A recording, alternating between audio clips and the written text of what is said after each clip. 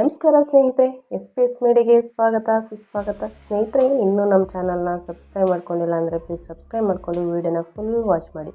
ವಿಡಿಯೋನ ಎಲ್ಲೂ ಸ್ಕಿಪ್ ಮಾಡಬೇಡಿ. ಸ್ಕಿಪ್ ಮಾಡೋದ್ರಿಂದ ನಿಮಗೆ ಅರ್ಧ ಇನ್ಫಾರ್ಮೇಷನ್ ತಿಳಿಯುತ್ತೆ.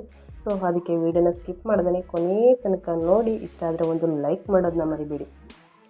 ಮತ್ತು ಇವತ್ತಿನ ಒಂದು ವಿಡಿಯೋದಲ್ಲಿ ಏನಂದರೆ, ಅಂಗನವಾಡಿ ಮತ್ತು ಆಶಾ ಕಾರ್ಯಕರ್ತರಿಗೆ ಒಂದು ಗುಡ್ ನ್ಯೂಸ್ ಅಂತಲೇ ಹೇಳ್ಬೋದು. ಏನು ಗುಡ್ ನ್ಯೂಸ್ ಅನ್ನೋದನ್ನ ವಿಡಿಯೋದಲ್ಲಿ ನೋಡ್ತಾ ಹೋಗೋಣ ಸ್ನೇಹಿತರೆ.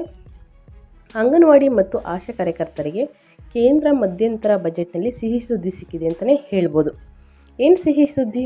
ಹೌದು, ಆಯುಷ್ಮಾನ್ ಭಾರತ ಯೋಜನೆಯಡಿ ಆರೋಗ್ಯ ವಿಮೆ ರಕ್ಷಣೆಯನ್ನು ಎಲ್ಲ ಆಶಾ ಅಂಗನವಾಡಿ ಕಾರ್ಯಕರ್ತರಿಗೂ ವಿಸ್ತರಿಸಲಾಗುವುದು ಎಂದು ಬಜೆಟ್ ಮಂಡನೆ ವೇಳೆ ಹಣಕಾಸು ಸಚಿವೆ ನಿರ್ಮಲಾ ಸೀತಾರಾಮನ್ ಘೋಷಣೆ ಮಾಡಿದ್ದಾರೆ. ಸ್ನೇಹಿತರೆ, ಕೇಂದ್ರ ವಿತ್ತ ಸಚಿವೆ ನಿರ್ಮಲಾ ಸೀತಾರಾಮನ್ ಇಂದು 2024-25ನೇ ಸಾಲಿನ ಕೇಂದ್ರದ ಮಧ್ಯಂತರ ಬಜೆಟನ್ನು ಮಂಡಿಸಿದರು.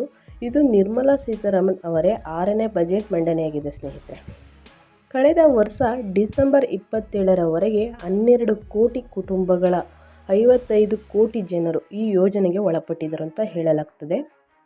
ಸೀತಾರಾಮನ್ ಖುದ್ದಾಗಿ ಅವರೇ ತಿಳಿಸಿದ್ದಾರೆ.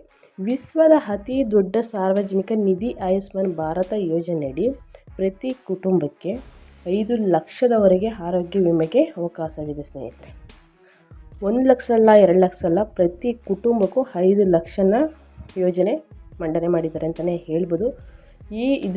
ಈ ಅವಕಾಶನ ಯಾರು ಮಿಸ್ ಮಾಡ್ಕೊಳ್ಳೋದೇ ಏನೇನು ಕೊಡಬೇಕು ದಾಖಲೆಗಳನ್ನ ಕೊಡಿ ಅಂತ ಹೇಳ್ತಾ ವಿಡಿಯೋನ ನಾನು ಎಂಡ್ ಮಾಡ್ತಾಯಿದ್ದೀನಿ. ಕೊನೆ ತನಕ ನೋಡಿದ್ದಕ್ಕೆ ಧನ್ಯವಾದಗಳು. ಮತ್ತೊಂದು ವಿಡಿಯೋದಲ್ಲಿ ಸಿಗ್ತೀನಿ. ಥ್ಯಾಂಕ್ ಯು ಫಾರ್ ವಾಚಿಂಗ್ ಸ್ನೇಹಿತರೆ.